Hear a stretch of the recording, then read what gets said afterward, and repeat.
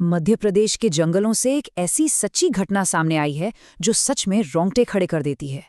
मतलब एक ही रात में क्रूरता की सारी हदें पार हो गईं और दूसरी तरफ इंसानियत ने एक ऐसा चमत्कार किया जिस पर यकीन करना मुश्किल है। तो चलिए आज के इस विश्लेषण में सीधे उस खौफनाक रात की गहराइयों में उतरते हैं और समझते हैं कि रायसेन और विदिशा जिलों की सीमा पर आखिर हुआ क्या था।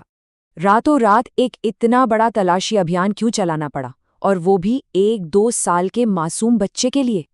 देखिए, ये कोई आम पुलिस केस नहीं था। समय रेत की तरफ फिसल रहा था, चारों तरफ घुप अंधेरा था और दांव पर लगी थी एक नन्ही सी जान। इस पूरी पहेली को सुलझाने के लिए हमें एकदम शुरुआत से समझना होगा कि प्रशासन के सामने ये असंभव सी लगने वाली चुनौती आखिर खड़ी कैसे हुई।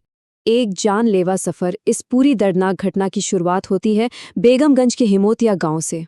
तो होता ये है कि राजेंद्र अहिरवार नाम का एक शख्स अपनी पत्नी ज्योति और 2 साल के बेटे को घर से बाहर ले जाता है। घर वालों को बहुत ही आम सा बहाना बताया गया, बस एक नया मोबाइल फोन खरीदने जा रहे हैं। लेकिन असलियत बहुत ही खौफनाक थी। बेगमगंज के बाजार की तरफ जाने के बजाय उसने अपना रास्ता एक सुनसान घने जंगल की तरफ मोड़ लिया। ये कोई अचानक लिया गया फैसला बिल्कुल नहीं था, बल्कि एक सोची समझी भयानक साजिश थी। हैदरगढ़ पुलिस स्टेशन के पास उस भयानक जंगल में जो हुआ वो रूह कंपा देने वाला है। राजेंद्र ने पत्थर से कुचलकर अपनी पत्नी की बेहद बेरहमी से हत्या कर दी। लेकिन क्रूरता यहीं खत्म नहीं हुई। उसने अपने 2 साल के मासूम बेटे को उस घने जंगल में एकदम अकेला छोड़ दिया और वहां से फरार हो गया। हत्या के साथ साथ पुलिस ने उस पर साक्ष्य छिपाने या सबूत मिटाने का भी मामला दर्ज किया, क्योंकि उसने जानबूझकर अपराध के बाद सच्चाई पर पर्दा डालने की पूरी कोशिश की। कबूलनामा। सच को आखिर कब तक छुपाया जा सकता था? जैसे ही परिवार वालों की बेचैनी बढ़ी, पुलिस की एंट्री हुई। घटनाक्रम इतनी तेजी से बदला कि किसी को सोचने का मौका ही नहीं मिला।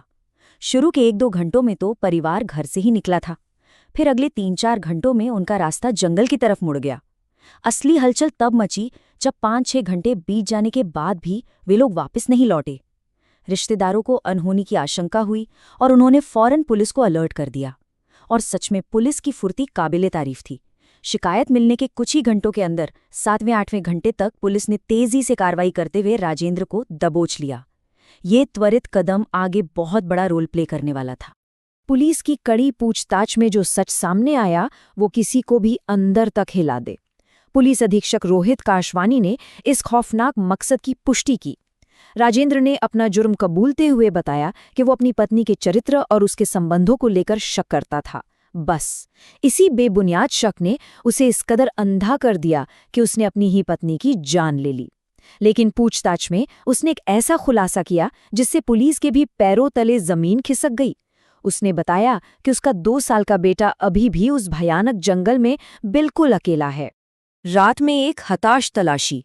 इस एक खुलासे ने पूरे केस का रुख ही पलट कर रख दिया। अब ये सिर्फ हत्या की जांच नहीं रह गई थी, बल्कि एक मासूम की जान बचाने की रेस बन चुकी थी। जरा उस मंजर के बारे में सोचिए। रात का वो डरावना अंधेरा, दूर दूर तक फैला सुनसान जंगल, जंगली जानवरों का साया और इन सब के बीच एक निहत्था डरा सहमा 2 साल का बच्चा। पुलिस को अच्छे से पता था कि अब हर गुजरता हुआ सेकंड उस मासूम के लिए जानलेवा साबित हो सकता है। हालात इतने गंभीर थे कि कोई आम रेस्क्यू ऑपरेशन काम नहीं आने वाला था।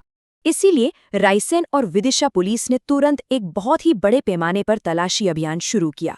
कोई 1 या 2 नहीं, पूरी 12 थानों की पुलिस फोर्स उस जंगल में उतार दी गई।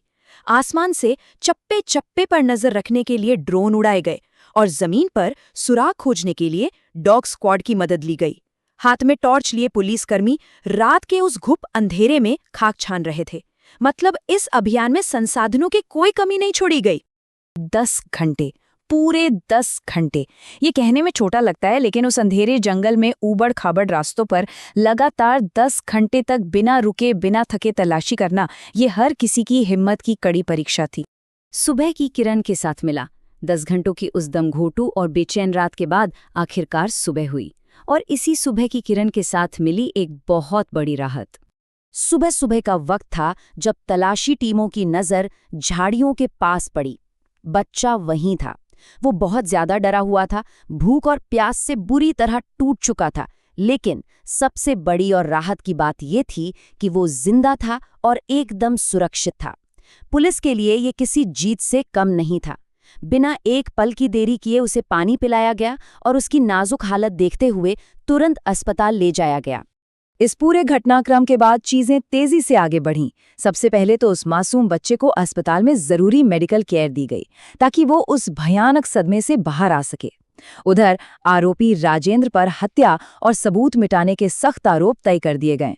लेकिन इस अमानवीय घटना ने रायसेन और विदिशा के लोगों को गहरे सदमे में डाल दिया है। एक ही रात में पूरे परिवार का यूं उजड़ जाना वाकई अंदर तक झकझोर देता है।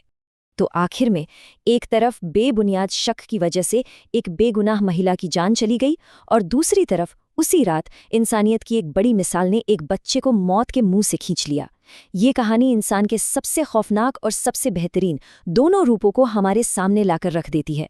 लेकिन एक सवाल जो जहन में हमेशा गूंजता रहेगा, आखिर वो क्या चीज़ है जो किसी इंसान को इतना अंधा कर देती है कि वो अपने ही खून को, अपने ही बच्चे को उस घने अंधेरे में मरने के लिए अकेला छोड़ दे। आज के इस विश्लेषण में बस इतना ही।